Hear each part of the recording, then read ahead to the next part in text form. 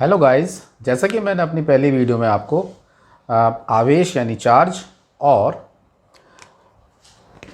Coulomb के नियम के बारे में बताया था। तो आज मैं आपको पढ़ाने जा रहा हूँ अब वैद्युत बल रेखाएं।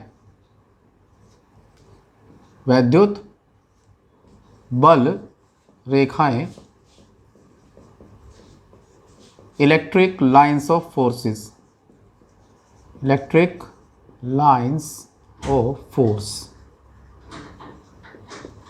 और देखो, इसको समझिए, बहुत ही अच्छा टॉपिक है ये।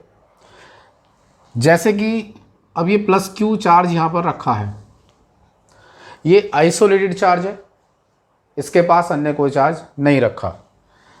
तो होता क्या है कि इसमें से जो है अदृश्य, इमेजिनरी, काल्पनिक रेखाएं चारों ओर को निकलती हैं। जैसे कि ह्यूमन बॉडी, हमारे शरीर में से भी लगातार क्या निकलती है, एनर्जी निकलती है और वो दिखाई नहीं देती है। ऐसे ही इस पॉजिटिव चार्ज में से भी लगातार जो है क्या निकलती है, इलेक्ट्रिक लाइंस ऑफ फोर्सेस, वैद्युत बल रेखाएं निकलती हैं जो अदृश्य होती हैं और इमेजिनरी होती हैं, काल्पनिक होती हैं। ऐसे यहां पर कोई अगर नेगेटिव चार्ज रखा है Q, माइनस Q, इसमें से जो लाइंस ऑफ फोर्सेस होंगी वो अंदर की ओर जाएंगी, अंदर की ओर जाएंगी इस तरह से। आइसोलेटेड नेगेटिव चार्ज के कारण, पृथक ऋण आवेश के कारण जो है, जो हमारी बल रेखा है वो अंदर की ओर होती हैं और प्लस के कारण जो है वो बाहर की ओर होती हैं। अब यदि किसी सिस्टम में दोनों ही चार्जेस पास पास रखे हों, ये प्लस Q रखा हो और ये माइनस Q रखा हो, सिस्टम बनाया इन दोनों ने, थोड़ी दूरी पर रखे हैं ये, तो होगा क्या कि यहाँ से जो है अब बल रेखाएं हमारी निकलेंगी और कर्व के रूप में जो है इस प्रकार से चलेंगी। ये देखिए,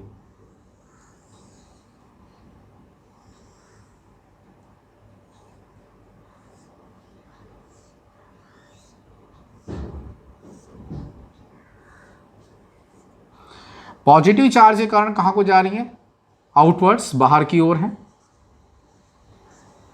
ये देखिए। और नेगेटिव चार्ज के कारण कहाँ की ओर है, अंदर की ओर, तो यहाँ आ जाएगी इनसाइड।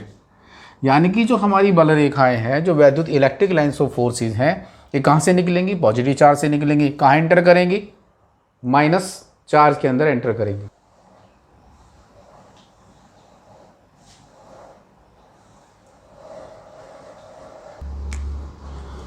तो अब ये जो हमारी लाइंस ऑफ फोर्सेस बन गई हैं, इस पर कौन मूव कर रहा है, पॉजिटिव चार्ज मूव कर रहा है। देखो, ये पॉजिटिव चार्ज यहाँ से गया और माइनस Q की तरफ गया।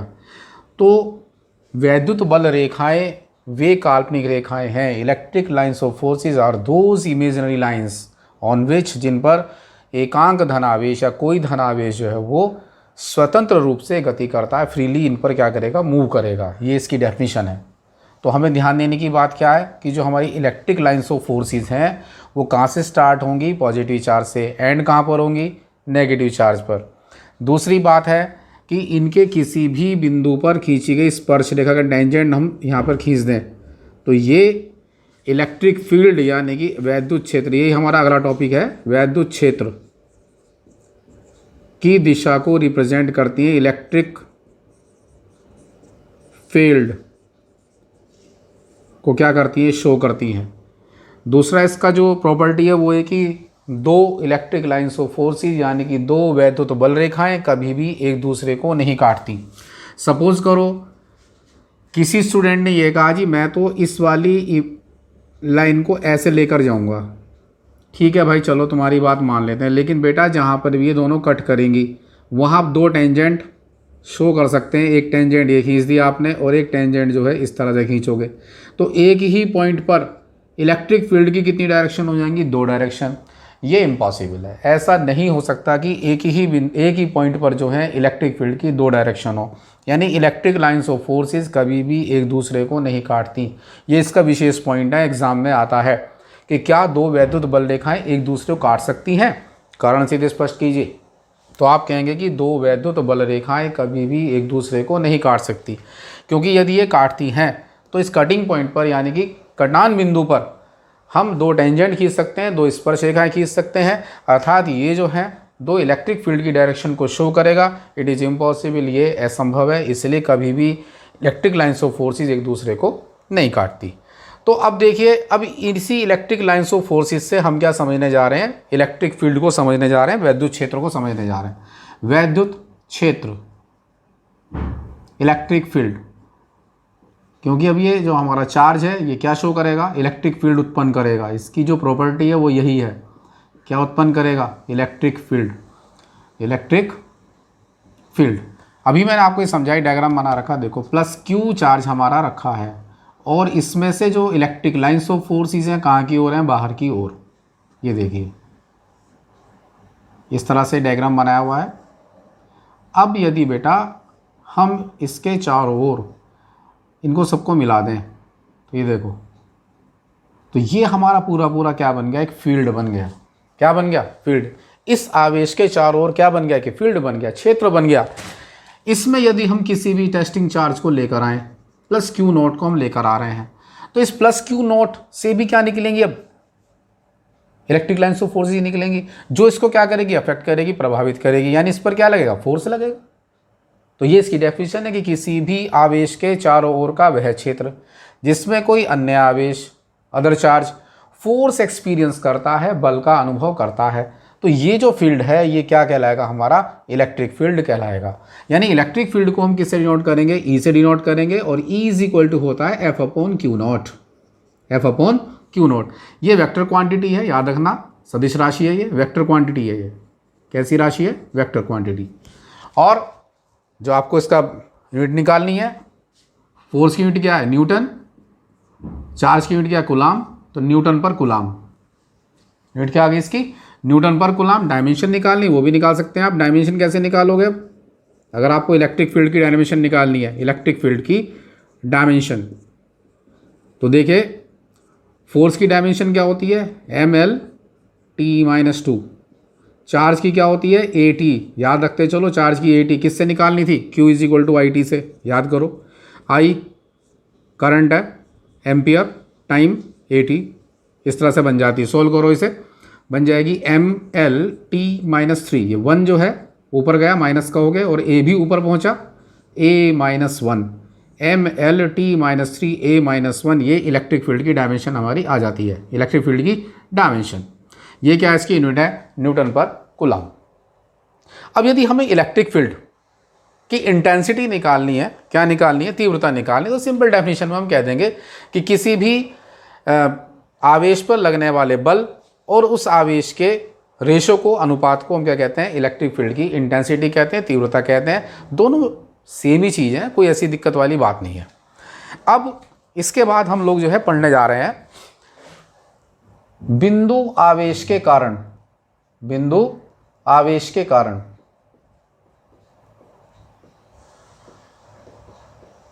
किसी बिंदु पर इलेक्ट्रिक फील्ड, किसी बिंदु पर इलेक्ट्रिक फील्ड। अब पूरी फिजिक्स में हम लोग वैद्युत क्षेत्र को EF से डिनोट करेंगे। EF का मतलब है इलेक्ट्रिक फील्ड। तो EF at any point due two point charge, due two point charge. Suppose अब यहाँ पर क्या रखा है, हमारा प्लस क्यू रखा है, और इससे r दूरी पर कोई पॉइंट है P, और यहाँ हमें क्या निकालना है, इलेक्ट्रिक फील्ड निकालना है। तो इसके लिए हम क्या करेंगे, इलेक्ट्रिक फील्ड निकालने के लिए हम यहाँ पर जो है कोई चार्ज एज्यूम कर लेंगे कि यहाँ पर कोई चार्ज रखा है क्यू नॉट। तो इन दोनों के बीच जो फोर्स लगेगा वो कूलाम फोर्स लगेगा। तो कूलाम फोर्स क्या होगा, कूलाम का नियम, कूलाम के नियम से आप जानते हो, पहले पढ़ाया था मैंने। तो इनके बीच जो लगने वाला बल है Q व Q नॉट के बीच फोर्स, बल, फॉर्मूला याद करो, F is equal to 1/4 pi epsilon naught Q naught upon R square, क्योंकि यहाँ पर पहला चार्ज Q, दूसरा Q नॉट, तो Q naught upon R square. तो therefore electric field EF at point P, बिंदु P पर इलेक्ट्रिक फील्ड हम निकाल लेंगे। तो वो हो जाएगा E इज इक्वल टू किस फॉर्मूले से, F अपॉन Q नॉट से, F अपॉन Q नॉट। और f की वैल्यू इसे पुट कर दो, f 1/4πε0 q naught upon r square and this q not cancelled out, electric field हमारा आ जाएगा E is equal to 1/4πε0 q/r²। अब देखिए यहाँ पर मैंने आपको चीज़ और बता देनी है अभी कि आप लोग ये कहेंगे कि सर इसमें k क्यों नहीं आ रहा, क्योंकि हमने कूलाम के नियम में k की बात भी करी थी। तो हम अपने जो डेरिवेशन जितनी भी अब करने वाले हैं वो सब हम किस में करेंगे, एयर और वैक्यूम में करेंगे। वहाँ पर k की वैल्यू 1 हो जाती है, तो हम जो है एज्यूम भी कर सकते हैं कि since k is equal to 1, क्योंकि हम मान के चल रहे हैं कि हम जो डेरिवेशन कर रहे हैं, जो हमारे चार्ज ही रखे हैं, कहाँ पर रखे हैं, ये एयर या वैक्यूम में रखे हैं। तो आप देख लीजिए, अब कोई चीज़ आपको रिवाइज़ करनी है तो रिवाइज़ कर लीजिए, देख लीजिए। अब हम अगला टॉपिक लेने वाले हैं, बहुत ही इंपॉर्टेंट, यानी कि जो चैप्टर हमारा एग्जाम पॉइंट ऑफ व्यू से अब स्टार्ट होगा। ये तो सब आपको बेसिक दे दिया गया है। हमारा अब नेक्स्ट टॉपिक है वैद्युत द्विध्रुव इलेक्ट्रिक डाइपोल। और यहीं से जो है एग्ज़ाम में अब क्वेश्चन यहाँ पर आता है, एग्ज़ाम में बनता है कि वैद्युत द्विध्रुव से आप क्या समझते हैं, वैद्युत द्विध्रुव आघूर्ण से आप क्या समझते हैं, इसकी डायमेंशन बताइए, डायरेक्शन बताइए, कैसी राशि है, वेक्टर क्वांटिटी है और स्केलर क्वांटिटी है। तो सब क्वेश्चन पुट अप होते हैं। तो हमें सबसे पहले अब इलेक्ट्रिक डाइपोल को समझना है कि जब दो equal and opposite charges means -q and +q, दोनों q है लेकिन जो नेचर है इनकी वो क्या है, एक माइनस है और प्लस है, और एक दूसरे से बहुत ही छोटी दूरी पर, अल्प दूरी पर ये रखे हों, और हम अल्प दूरी यहाँ 12 मान कर चलते हैं। 12 मान लीजिए, 2d मान लो, r मान लो, d मान लो, कुछ भी एज्यूम कर लो। हम अपनी सुविधा के लिए यहाँ 12 इसलिए मानते हैं क्योंकि हमें आगे डेरिवेशन में इस डिस्टेंस का हाफ करना होता है, और हाफ करने के लिए अगर हम L या D मानेंगे, D/2 करना पड़ेगा। तो फ्रैक्शन से बचने के लिए, भिन्न से बचने के लिए केवल हम 12 मानते हैं। तो ये पूरा सिस्टम जो है अब क्या कहलाएगा हमारा, ये इलेक्ट्रिक डाइपोल कहलाएगा। यानी कि वैद्युत द्विध्रुव एक ऐसा सिस्टम होता है, निकाय होता है, जिसमें दो इक्वल एंड अपोजिट चार्जेस, दो समान किंतु विपरीत आवेश एक दूसरे से अल्प दूरी पर स्थित होते हैं। यहाँ पर मैं समझाने के लिए बहुत ही कॉमन एग्जाम्पल एक मैं आपके लिए लेना चाहूँगा कि जैसे हिंदू समाज के अंदर कभी आपने देखा हो दूल्हा दुल्हन की जब वरमाला डलती है स्टेज पे, देखा आप लोगों ने, देखा होगा ज़रूर। तो दूल्हा दुल्हन जो हैं बहुत ही पास होते हैं। सपोज करो ये दूल्हा है, ये दुल्हन है। देखिए, दूल्हा पॉजिटिव, दुल्हन नेगेटिव, इक्वल एंड अपोजिट, दोनों इंसान हैं, इक्वल हैं, दोनों क्यों हैं, लेकिन इनकी नेचर कैसी है, नेचर डिफरेंट है, एक प्लस है, एक माइनस है, और दोनों के दोनों जो हैं एक दूसरे से अल्प दूरी पर स्थित होते हैं। तो क्या बनाते हैं, ये इलेक्ट्रिक डाइपोल बनाते हैं। क्या बनाते हैं, इलेक्ट्रिक डाइपोल। तो इलेक्ट्रिक डाइपोल की डेफिनेशन यही है कि इलेक्ट्रिक डाइपोल एक ऐसा सिस्टम होता है, एक ऐसा निकाय होता है जिसमें दो समान किंतु विपरीत आवेश एक दूसरे से अल्प दूरी पर स्थित होते हैं, यानी कि इनकी बीच की डिस्टेंस जो है वो बहुत ही कम होती है। यहीं पर अब बनता है वैद्युत द्विध्रुव आघूर्ण। इसके आगे की बात है वैद्युत द्विध्रुव आघूर्ण, इलेक्ट्रिक डाइपोल मोमेंट, इसे इंग्लिश में कहते हैं इलेक्ट्रिक डाइपोल मोमेंट। ये बहुत पूछा जाता है एग्जाम के अंदर। अब इसकी डेफिनेशन क्या है, देख लीजिए कि डाइपोल के किसी भी एक आवेश के मैग्नीट्यूड, यानी कि या तो ये ले लो या ये ले लो, दोनों क्यों हैं, केवल मैग्नीट्यूड की यहाँ पर बात हुई है तो हमें माइनस और प्लस को छोड़ना पड़ेगा। तो केवल हम क्या लेंगे, क्यू। तो द्विध्रुव के किसी एक आवेश के परिमाण, मैग्नीट्यूड, और दोनों आवेशों के बीच की दूरी कितनी है बेटा, 12, के गुणनफल को, मल्टीप्लिकेशन को क्या कहते हैं हम, वैद्युत द्विध्रुव आघूर्ण कहते हैं, डिनोट करेंगे स्मॉल p से। Small p is equal to क्या हो जाता है, q इंटू 2l। तो पूरी डेफिनेशन क्या बनती है, एक बार और फिर से रिवाइज करता हूं मैं, कि इलेक्ट्रिक डाइपोल वैद्युत द्विध्रुव के किसी एक आवेश के परिमाण, magnitude of one charge and distance between two charges, the multiplication of q and 2l, यानी दोनों आवेशों के बीच की दूरी के गुणनफल को हम क्या कहते हैं, वैद्युत द्विध्रुव आघूर्ण कहते हैं। किसी एक आवेश के परिमाण और दोनों आवेशों के बीच की दूरी के गुणनफल को वैद्युत द्विध्रुव आघूर्ण कहते हैं। यह एक सदिश राशि है, this is a vector quantity. और जो डायरेक्शन है इसकी सबसे बड़ी इंपॉर्टेंट चीज़ है, ये p की जो डायरेक्शन है, p की जो दिशा है, ये negative charge to positive charge होती है। ये डायरेक्शन है, इसकी दिशा है। एग्जाम्पल भी पूछते हैं एग्जाम के अंदर, H2O कैसे, अगर आप इसको ब्रेक करें तो ब्रेक होगा H और OH नेगेटिव, समान किंतु विपरीत आवेश मिलकर क्या बनेंगे, डाइपोल। NaCl किस किस में ब्रेक होगा, Na positive plus Cl negative.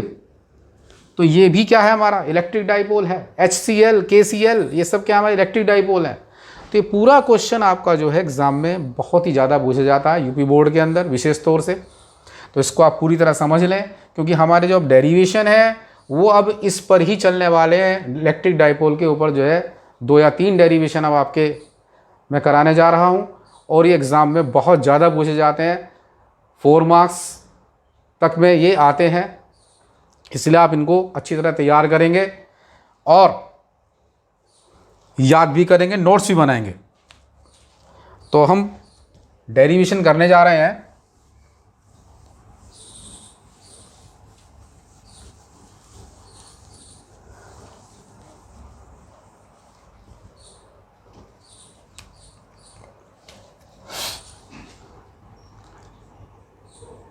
वैद्युत द्विध्रुव की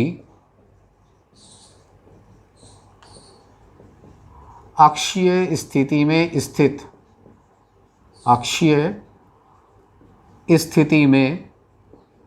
स्थित किसी बिंदु पर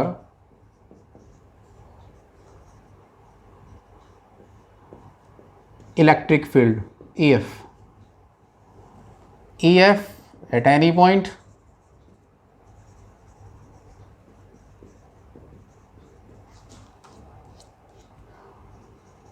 due to electric dipole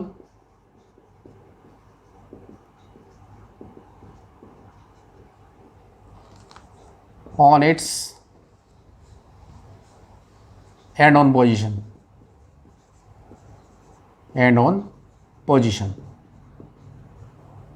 तो आपको एंड ऑन पोजीशन ध्यान रखना है।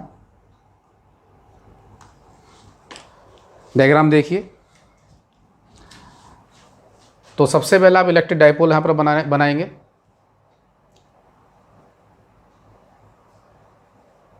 -q plus q, middle point O, distances L and L कितनी हो गई, 2L।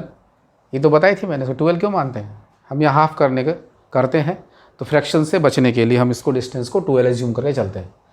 अब इस इलेक्ट्रिक डाइपोल की जो एक्सिस है वो यही तो होगी। देखो इलेक्ट्रिक डाइपोल ऐसे रखा है, तो इसकी जो अक्ष है वो इसी ही लाइन में होगी, और इसके मिडिल पॉइंट से R दूरी पर कोई ये पॉइंट है P, चलो मैं M मान लेता हूँ, और ये डिस्टेंस है यहाँ से यहाँ तक कि R। इस M पर ही हमें क्या ज्ञात करना है, इलेक्ट्रिक फील्ड ज्ञात करना है।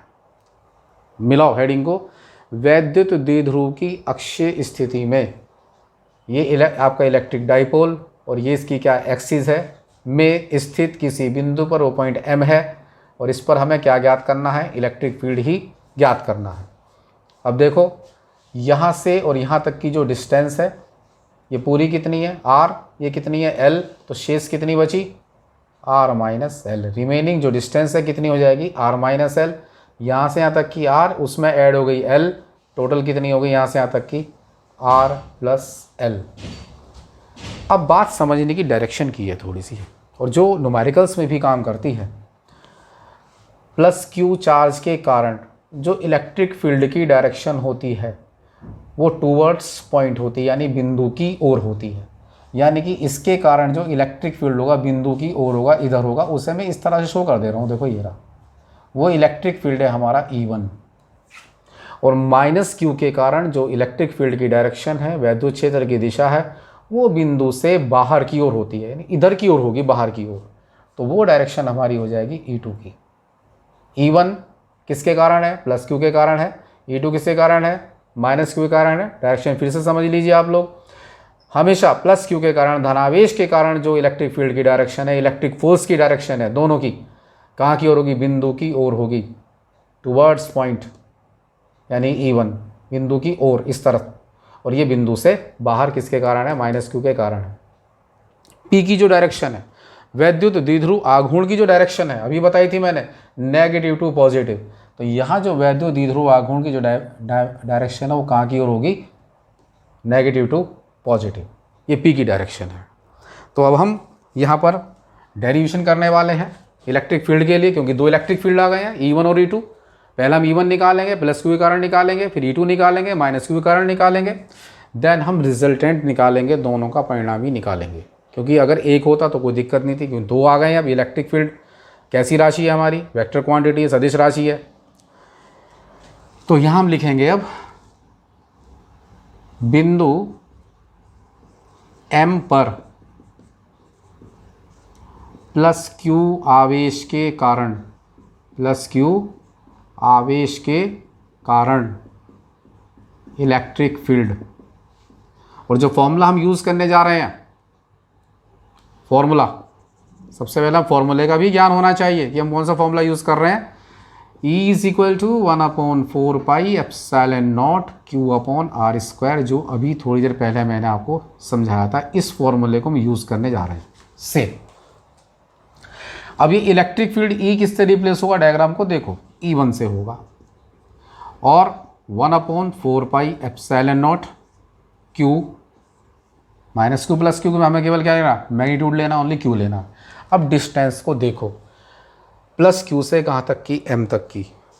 प्लस Q से M तक की डिस्टेंस कितनी है? R minus L. तो यहाँ आ जाएगा हमारा R माइनस एल का होल स्क्वायर। डायरेक्शन कहाँ से कहाँ की ओर होगी? टूवर्ड्स पॉइंट M, यानी बिंदु M की ओर, बिंदु M की ओर। समझ में आ गया होगा? आगे बढ़ते हैं अब हम। बिंदु M पर, बिंदु M पर अब किसके कारण निकालेंगे हम? माइनस Q आवेश के कारण, माइनस Q आवेश के कारण इलेक्ट्रिक फील्ड निकालेंगे। फॉर्मूला फिर यही है। E किससे रिप्लेस होगा? देखो डायग्राम में, E2 से।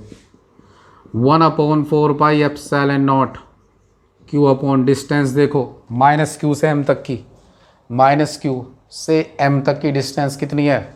R plus L. तो यहाँ हो जाएगा R प्लस एल का होल स्क्वायर। डायरेक्शन कहाँ से कहाँ की ओर है? M से A की ओर, यानी कि बिंदु A की ओर, बिंदु A की ओर। ये हमारी डायरेक्शन हो जाएगी। अब दोनों डायरेक्शन को आप देखें, E1 उधर जा रहा है, E2 इधर जा रहा है, तो क्या कभी मिल पाएंगे? ये नहीं मिल पाएंगे। तो क्या करना पड़ेगा हमें रिजल्टेंट निकालने के लिए? सब्ट्रैक्ट करना पड़ेगा, माइनस करना पड़ेगा। बिंदु M पर परिणामी रिजल्टेंट इलेक्ट्रिक फील्ड हम निकाल रहे हैं अपन एट पॉइंट M। तो E बराबर हो जाएगा E1, E2 मैंने लिखा, और बीच में साइन आएगा माइनस का, क्योंकि मैंने बता दिया दोनों की डायरेक्शन कैसी? अपोजिट डायरेक्शन है। अब यह एक प्रश्न आपके दिमाग में उठ रहा होगा, और नेचुरली उठना भी चाहिए कि सर आपने E1 में से E2 ही क्यों घटाया है, E2 में से E1 क्यों नहीं घटाया? तो इसका बहुत ही बड़ा बेसिक ये है कि आप ये जान लें कि इसमें बड़ा कौन है, E1 बड़ा है या E2 बड़ा है। अब इसके दो लॉजिक हैं। अब पहला लॉजिक तो आपको डायग्राम पे ही दिखाई दे रहा है कि जो P की डायरेक्शन है वो कहाँ की ओर है, E1 की ओर है। तो E1 क्या होगा हमारा, बड़ा होगा, E2 क्या हो जाएगा, छोटा। तो उसे मैथमेटिकली भी आप निकाल सकते हैं अगर इस फॉर्मूले को दोनों को आप देखें। तो यहाँ माइनस आ रहा है, यहाँ क्या आ रहा है, प्लस आ रहा है, यानी कि जो डिनोमिनेटर है हमारी, जो हमारी हर है वो माइनस में चली गई। तो ये हमारी वैल्यू क्या आएगी, ज़्यादा आएगी। ये चूँकि डिनोमिनेटर यहाँ पर हमारी प्लस में चलेगी तो वैल्यू हमारी क्या आएगी, कम आएगी। इसलिए हम क्या करेंगे, E1 माइनस E2 करेंगे। ध्यान रखने की बात है। दूसरी ध्यान रखने की इस डेरिवेशन में ये भी हमें, जब भी डायपोल के हम डेरिवेशन करेंगे, लेफ्ट हैंड पर क्या मानोगे आप, माइनस क्यू, राइट पर क्या मानोगे, प्लस क्यू। नहीं तो पूरे डायग्राम की जो डायरेक्शन है वो हमारी क्या होगी, बदल जाएगी। या फिर आपको लॉजिक्स पता हो तो भी आप गलती नहीं करेंगे। वैल्यूज पुट करो तो हो जाएगा E is equal to, E1 की वैल्यू है 1/4 pi epsilon naught Q upon R minus L का whole square, minus 1/4 pi epsilon naught Q upon R plus L का होल स्क्वायर। कॉमन ले लो, Q upon 4 pi epsilon naught common आ गया, 1/R minus L का whole square minus 1/R plus L का whole square. A minus B, A plus B. अब LCM ले लो, अगला स्टेप हमारा क्या होगा, एलसीएम का होगा। तो जो हमारा एलसीएम आएगा वो आएगा R square minus L square का होल स्क्वायर। ये वैल्यू यहाँ पहुँचेगी R प्लस L का होल स्क्वायर, ये वैल्यू यहाँ पहुँचेगी R माइनस L का होल स्क्वायर। सॉल्व करते हैं इसे। E is equal to Q upon 4 pi epsilon nought A plus B का होल स्क्वायर ओपन कर दो, A square plus B square plus 2AB minus A minus B का whole square open कर दो, A square B square और 2AB। मैंने sign भी change कर दिया, हाथ क्या है, नेगेटिव बाहर बैठा, नेगेटिव बाहर है तो सारे साइन क्या होंगे हमारे, चेंज जाएंगे। बचेगा R square minus L square का होल स्क्वायर। तो दो वैल्यूज इसमें कैंसिल्ड आउट हो जाएंगे हमारी, ये दोनों ऐड हो जाएंगे हमारे। E is equal to Q upon 4 pi epsilon nought 2 into 2RL, ये हो जाएगा 2 into 2RL upon R square minus L square का होल स्क्वायर।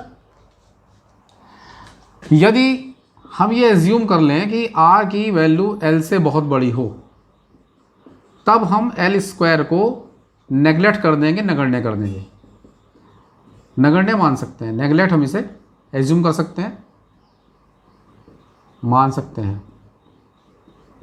इसलिए इलेक्ट्रिक फील्ड हमारा हो जाएगा E is equal to Q upon 4 pi epsilon nought, और 2L को एक साथ रख लो और ये 2R आ गया एक साथ, अपॉन ये ख़त्म हो गया, स्क्वायर स्क्वायर की मल्टीप्लाई, R की पावर कितनी होगी 4, Q इंटू 2L। अभी थोड़ी देर पहले आपने पढ़ा था वैद्युत द्विध्रुवण आघूर्ण की परिभाषा से।